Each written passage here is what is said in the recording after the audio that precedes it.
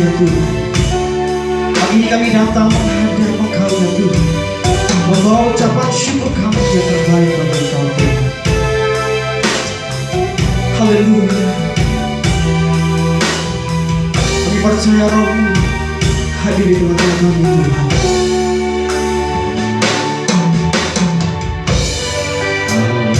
Roh Kudus penuhi kami, ku rindu Kau selalu dalam hidupku.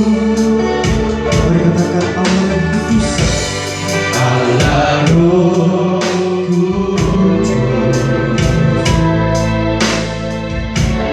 ubah hatiku,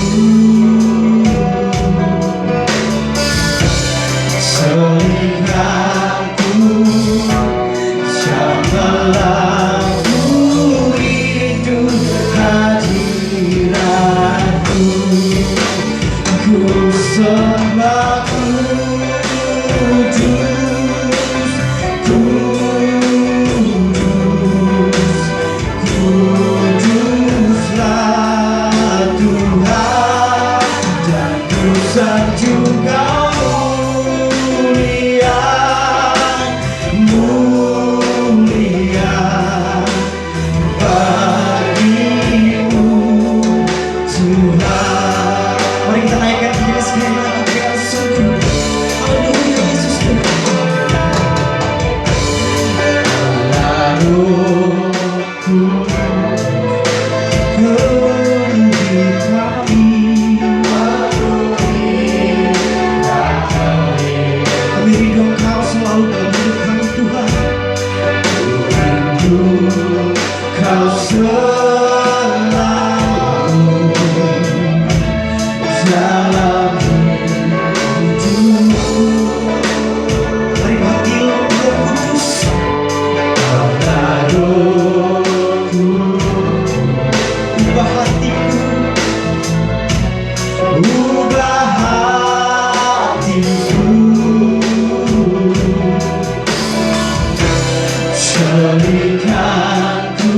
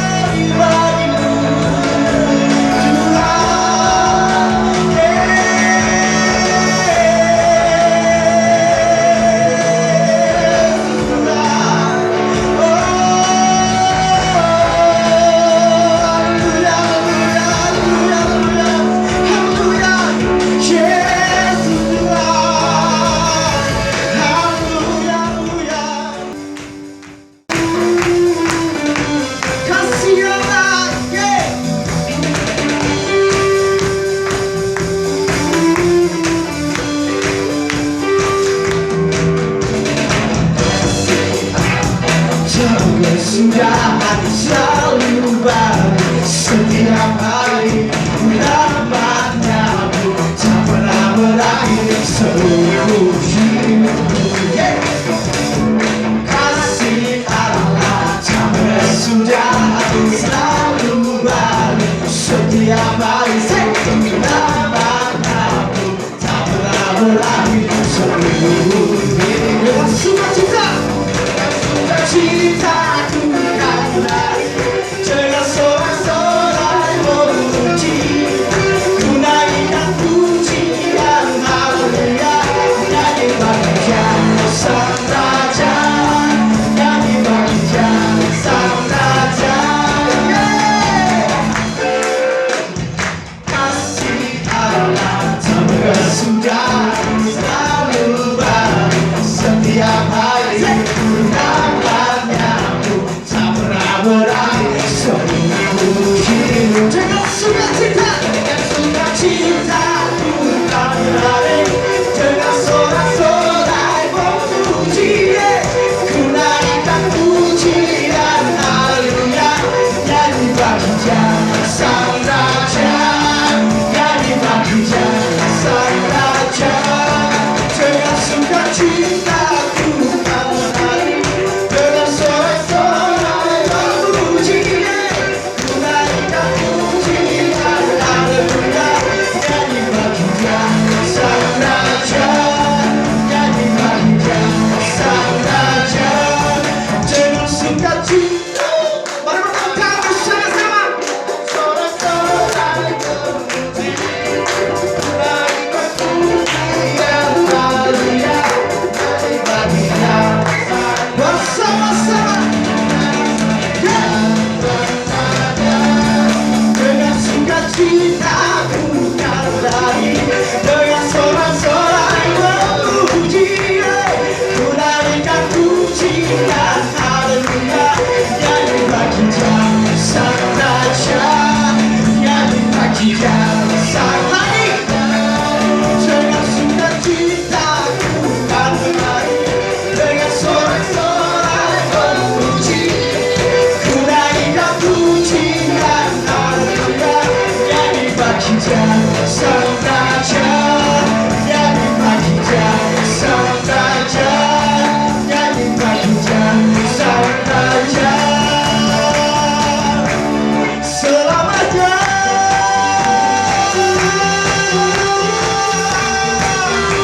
Haleluya. Kita tepuk tangan haleluya buat kita. Haleluya.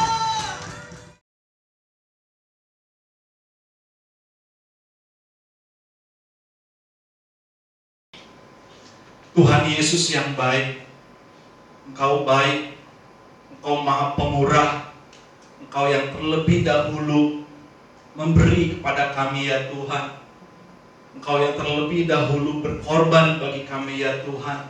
Karena itu ya Bapa, kami percaya Engkau sangat mengasihi setiap kami ya Bapa. Tuhan Yesus,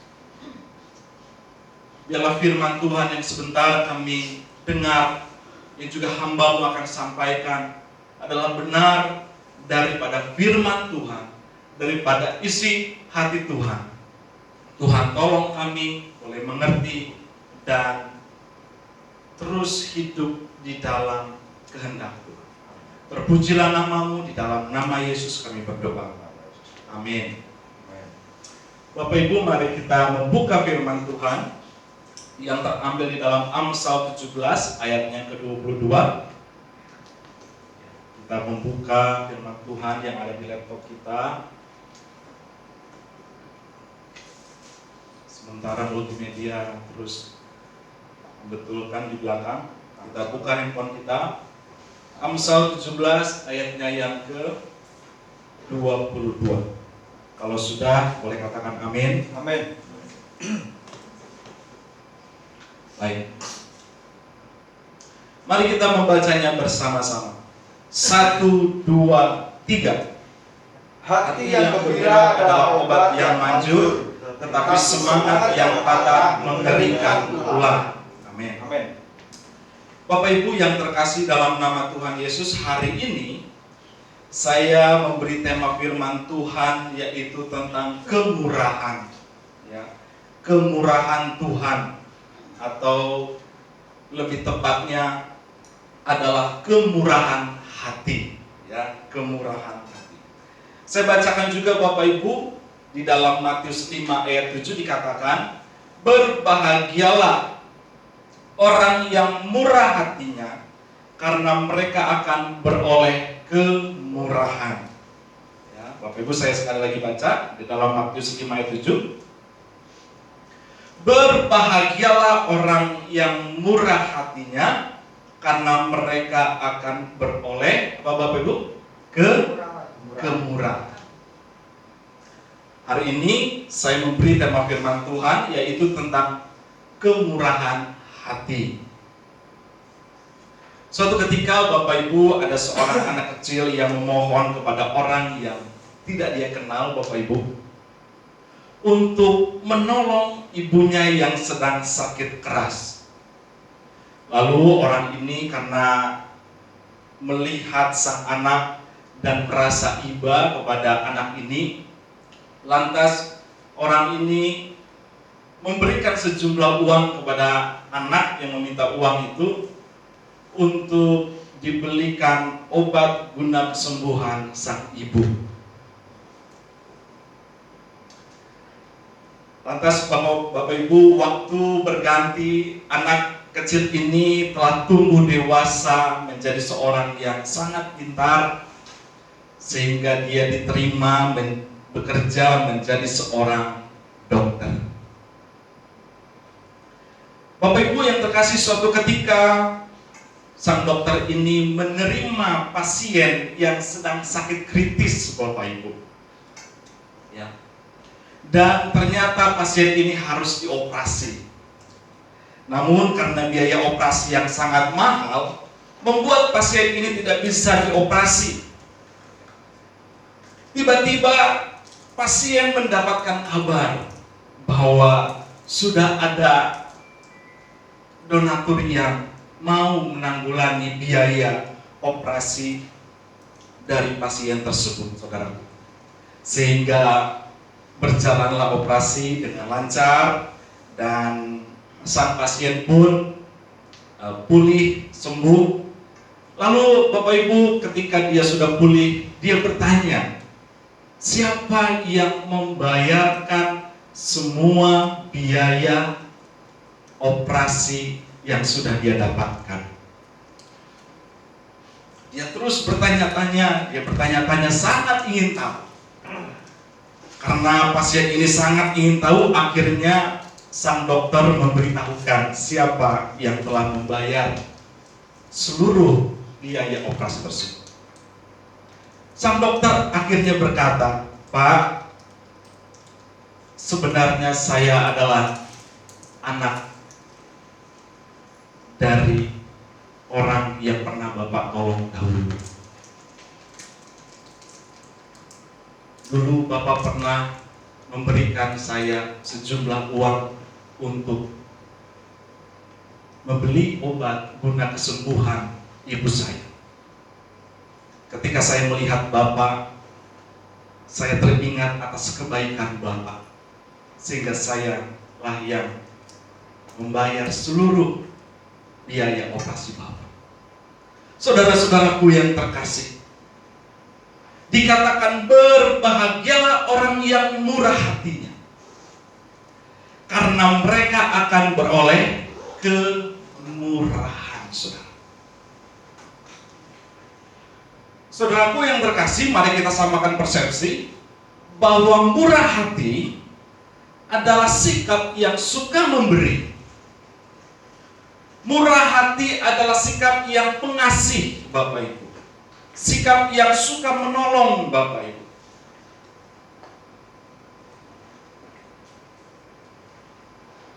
Murah hati adalah sikap yang suka memberi.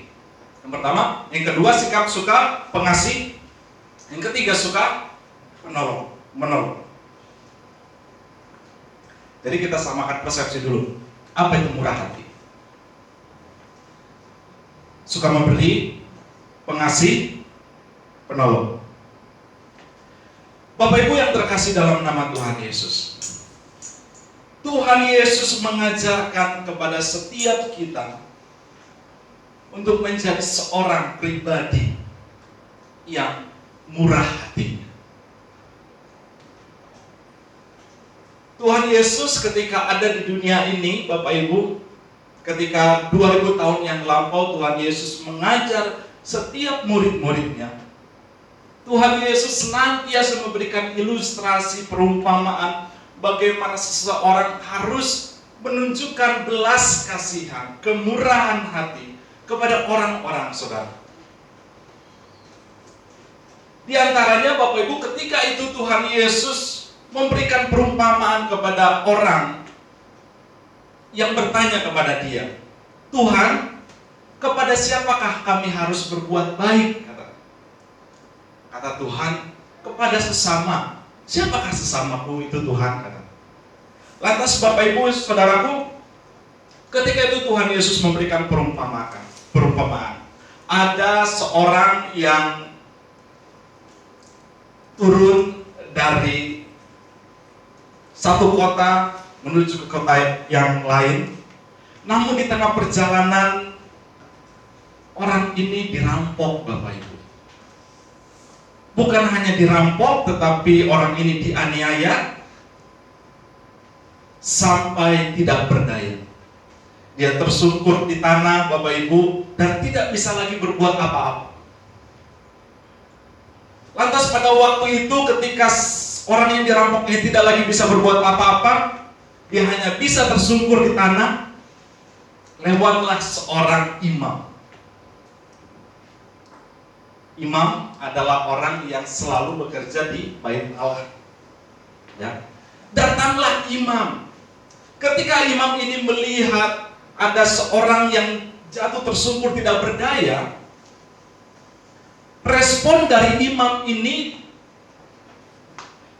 dia tidak mau menolong, tetapi dia hanya melihat dan berjalan di depannya, hanya melewatinya saja.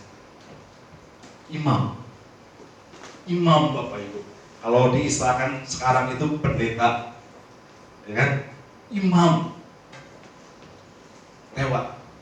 Yang kedua, Lewi. Lewi itu biasanya orang-orang yang melayani di bait Allah. Ya. Ketika orang Lewi ini lewat, melihat orang yang tersungkur, dia tidak mendatanginya, dia tidak menolong yang tersungkur ini, tetapi dia lewat juga, Bapak Ibu. Ya. Hanya lewat. Tetapi Bapak Ibu dikatakan oleh Tuhan Yesus, namun ketika datanglah seorang Samaria. Seorang Samaria ini orang yang biasa-biasa aja, Bapak Ibu. Orang yang tidak terpandang, orang yang dinomorduakan.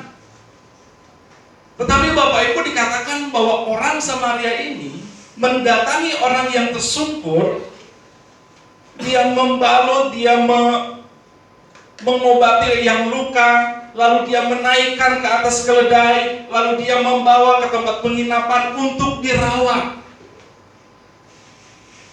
Setelah dirawat, keesokan harinya si orang Samaria ini pergi, tetapi dia meninggalkan sejumlah uang. Dia berkata, Pak, ini sejumlah uang untuk merawat orang yang sakit. Tolong rawat dia. Kalau kurang, kasih tahu saya, nanti saya bayar. Saudara-saudaraku yang terkasih,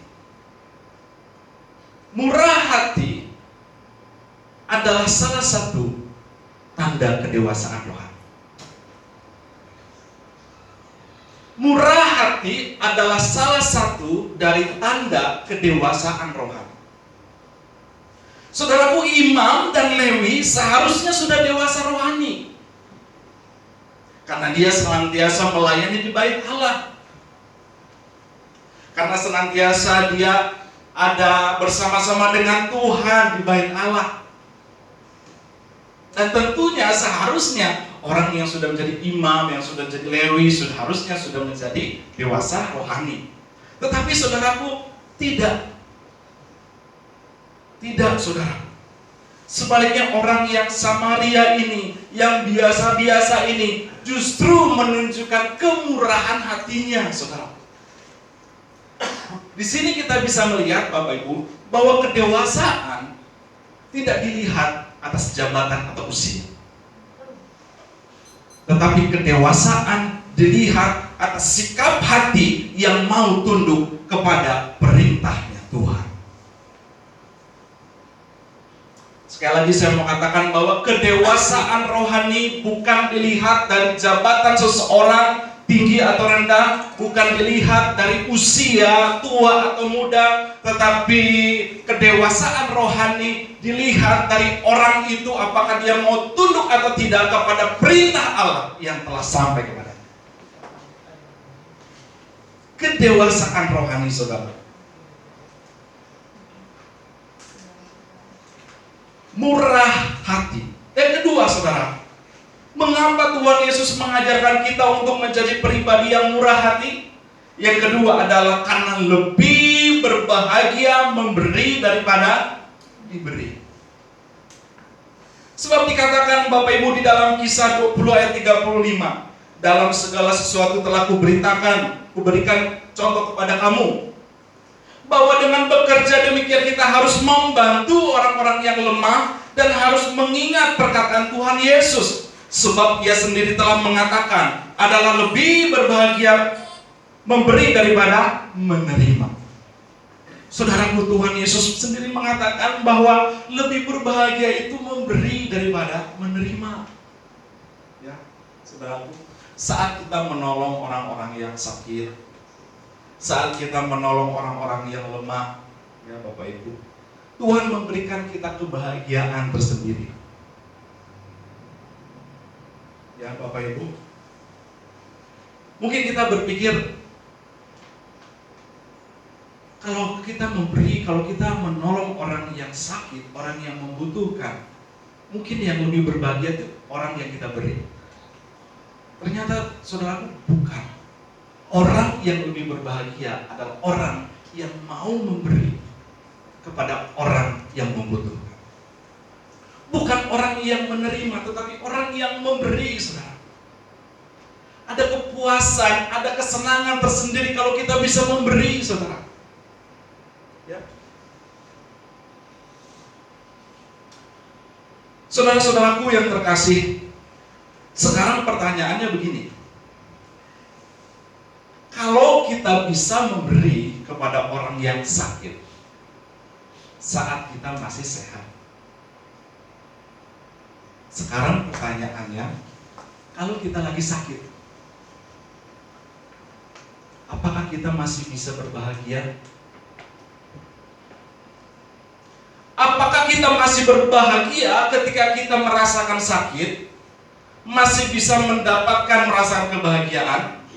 Apakah ketika kita sakit, terbaring di rumah sakit, terbaring di rumah, ketika ada orang yang menjenguk, membawakan roti, membawakan buah-buahan, membawakan oleh-oleh, orang yang sakit ini senang? Senang.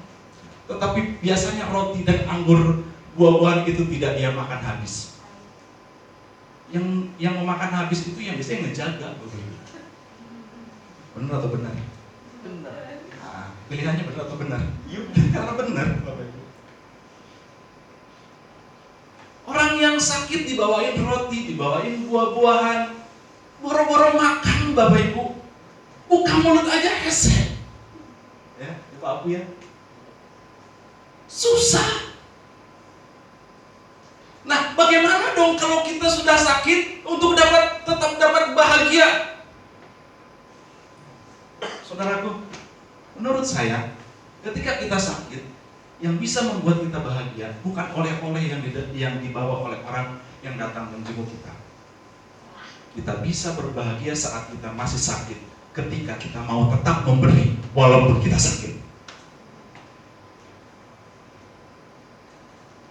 Saat kita sakit, kita akan berbahagia kalau kita masih mau tetap memberi walaupun kita sakit. Coba. Hesek. Susah enggak? Susah. kalau kita mau benar-benar sembuh, kalau kita benar-benar mau berbahagia, walaupun kita sakit, tetaplah beri. Saudara-saudaraku yang terkasih di dalam nama Tuhan Yesus, dikatakan selagi dicobai di dalam 2 Korintus 8 ayat 2-3, selagi dicobai dengan berat dalam pelbagai penderitaan, saudara, dikatakan sukacita mereka meluap, dan meskipun mereka sangat miskin. Saudaraku, lihat, Rasul Paulus memuji orang-orang yang ada di Korintus. Saya bacakan sekarang. Selagi dicobai dengan berat dalam berbagai penderitaan, sukacita mereka meluap, dan meskipun mereka sangat miskin, namun mereka kaya di dalam kemurahan. Aku bersaksi bahwa mereka telah memberikan menurut kemampuan mereka, bahkan melampaui kemampuan mereka. Saudaraku, saat-saat ini adalah saat-saat yang susah. Saat-saat ini adalah saat-saat yang tidak gampang, benar. Dan saya mengakuinya, dan dunia pun mengakuinya. Saat ini adalah saat-saat yang tidak mudah. Saat ini orang merasakan sakit semua. Dan saat-saat ini orang berharap untuk dapat diberi. Apalagi Pak Pendeta, maunya diberi. Kenapa? Karena senang. Aduh, kalau jemaat perhatian sama Pak Pendeta, senang. Kalau saya berkunjung ke rumah jemaat dikasih makan, senang Bapak Ibu. Ya, minimal dikasih teh manis, itu udah senang. Dikasih, apalagi dikasih lomok-lomok gitu kan. Lomok-lomok lagi. Apalagi ada yang kalau kesan gitu ya, dibawain lemang. Waduh. Ada yang bawain apalagi es buah. Aduh. Pak Pendeta tinggal datang aja ya kan. Tinggal berdoa, tinggal datang dan makan. Senang Bapak Ibu. Ya enggak? Senang. Tapi saudaraku, kalau saya diberi juga sudah senang, apalagi saya mau memberi, saudara, saya akan lebih senang. Akhir-akhir ini kita semua merasakan sakit. Akhir-akhir ini kita semua merasakan susah, benar. Dan kita mengharapkan orang memberi kepada kita, diberi kepada kita, memberi kepada kita. Tetapi firman Tuhan tidak mengajarkan demikian. Kalau engkau mau berbahagia, berilah, bukan diberi. Pak, saya lagi sakit Pak, beri walaupun kamu sedang sakit.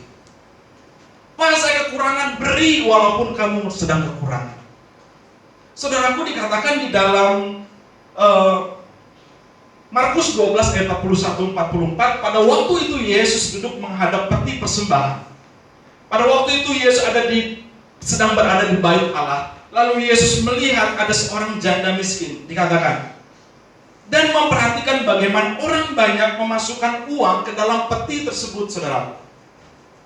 Ya. Lalu datanglah seorang janda yang miskin yang memberi untuk Tuhan sebanyak 2 peser, yaitu 1 duit, katanya. Lalu Tuhan Yesus berkata kepada murid-muridnya, sini. Menurut kalian, mana yang lebih banyak memberi kepada Tuhan? Orang-orang yang memberi banyak itu, atau orang yang janda miskin ini yang hanya memberikan 2 peser? Lalu Yesus berkata, aku berkata kepadamu, sesungguhnya janda miskin ini memberi lebih banyak daripada semua orang yang memasukkan ke dalam peti persembahan. Sebab mereka semua memberi dari kelimpahannya, tetapi janda ini memberi dari kekurangannya. Anda setuju? Amin. Handphone aja bilang amin. Amin. Oh, jemaat enggak? Ada amin? Amin. Dulu ya. Minum dulu Bapak Ibu. Karena kalau ngomongin tentang kemurahan hati itu kadang tenggorokan saya agak kering Bapak Ibu.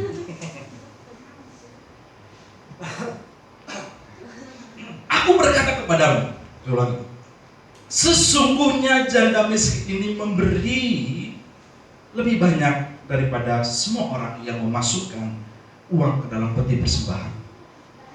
Sebab mereka semua memberi dari kelimpahannya, tetapi janda ini memberi dari kekurangannya, semua yang ada padanya, yaitu seluruh nafkahnya. Kalau kita punya 10, lalu kita masukkan 2, lalu ada orang yang datang yang hanya punya 2, dia masukkan dua-duanya, jumlahnya sama 2. Tapi mana yang lebih besar di hadapan Tuhan? Orang yang hanya punya 2 tetapi memasukkannya 2, itu yang besar di hadapan Tuhan. Bukan masalah ada atau enggak, tapi mau enggak kitanya. Mau enggak kita ini tunduk kepada Tuhan, mengasihi Tuhan dengan benar-benar, dengan segenap hati kita. Bukan masalah ada atau enggak. Saudara-saudaraku yang terkasih, hal yang kedua, bahwa adalah lebih berbahagia memberi daripada diberi. Hal yang ketiga Bapak Ibu, orang yang murah hatinya adalah orang yang bermanfaat. Amin. Ya, orang yang bermanfaat. Saudaraku, kalau kita diizinkan suatu saat nanti pergi ke laut mati,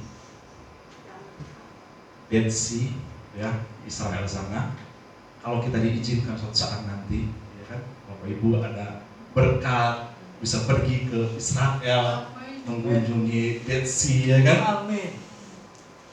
Puji Tuhan, Bapak Ibu, saya pendeta mah senang aja Pak Pendeta mah, ya kan? Tinggal nanti ada yang ngajak, Pak Pendeta ngajak, diajak sama saya. Oh, ayo, saya bayarin. Oh, gitu kan? Tapi saya akan lebih senang kalau saya mau juga memberi. Saudaraku, kalau kita nanti diizinkan pergi ke Dead Sea, ya, laut mati itu ya saudaraku, dia adalah laut yang tidak mengalirkan airnya ke tempat yang lain. Laut mati ini adalah laut yang paling terendah, sehingga air yang mengalir kepada laut ini tidak lagi dialirkan, tetapi diendapkan.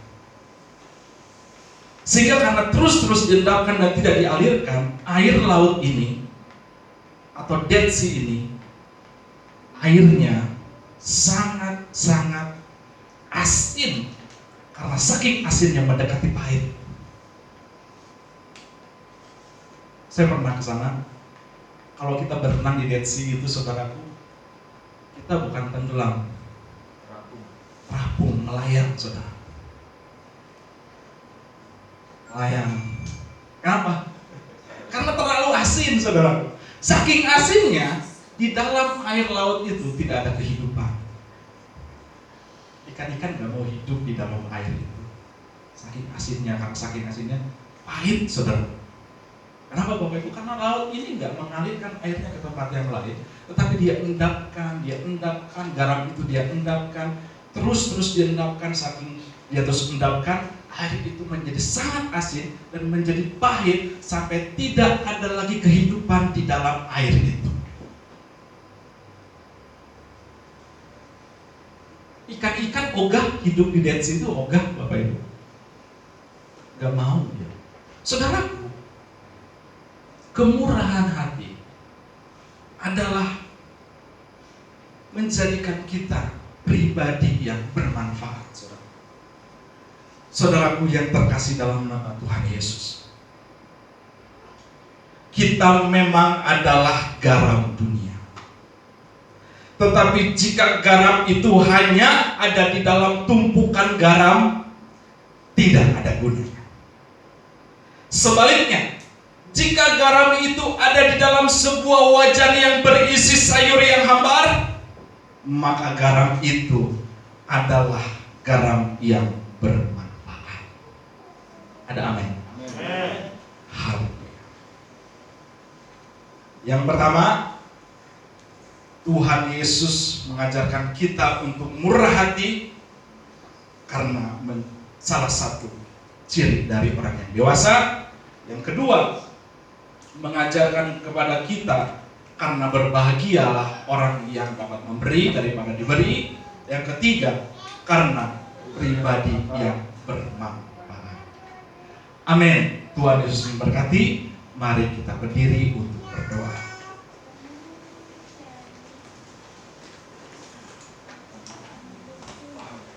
Tuhan Yesus yang baik, Engkaulah sumber kami yang telah memberi kepada kami. Engkaulah Allah kami, penyelamat kami, yang telah memelihara kami. Tolong kami Tuhan, dalam situasi yang sulit ini, agar kami tetap mau menunjukkan kemurahan hati kami. Terima kasih Tuhan, terima kasih. Kami berdoa bagi bangsa dan negara kami Tuhan, yang terus masih dilanda dengan pandemi ini ya Tuhan. Kami berdoa bagi pemimpin-pemimpin bangsa kami ya Tuhan. Kami berdoa bagi presiden, wakil presiden dan segenap jajarannya. Tuhan memberikan mereka kekuatan, hikmat daripada Tuhan untuk mengatur 200 juta orang penduduk Indonesia ini ya Tuhan. Tuhan tolong mereka. Hamba-Mu juga berdoa ya Bapak untuk setiap kami umat-Mu jemaat GKPB MDC Sinar Kemenangan Karawang. Engkau limpahkan berkat bagi setiap kami. Engkau pakai kami ya Tuhan menjadi alat-Mu yang sempurna, alat-Mu yang indah di hadapan-Mu ya Tuhan. Terima kasih Bapak, terima kasih Yesus. Dalam nama Yesus. Bapak Ibu, sebentar kita akan menutup ibadah ini. Mari kita mengangkat kedua tangan kita untuk memperoleh berkat. Saudara-saudaraku yang terkasih di dalam nama Tuhan Yesus, diberkatilah engkau dimanapun engkau berada. Diberkatilah dimanapun engkau bekerja, berusaha. Diberkatilah setiap lumbung-lumbung usahamu. Diberkatilah keluargamu, istri, suami, anak-anak, bahkan kau yang telah mempunyai cucu. Diberkatilah dengan kesehatan. Diberkatilah dengan perlindungan daripada Tuhan. Diberkatilah dengan kekuatan. Jikalau kau merasakan kelemahan, diberkatilah kau dengan kekuatan daripada Tuhan. Diberkatilah setiap langkah hidupmu. Terimalah berkat ini yang datangnya daripada Allah Bapa Surgawi, daripada anaknya yang tunggal Yesus Kristus, daripada Roh Kudus yang telah dan terus menyertai kita dari dulu, sekarang, dan sampai selama-lamanya. Hanya di dalam nama Yesus. Dan setiap kita yang percaya, mari kita katakan Amin. Tuhan Yesus memberkati.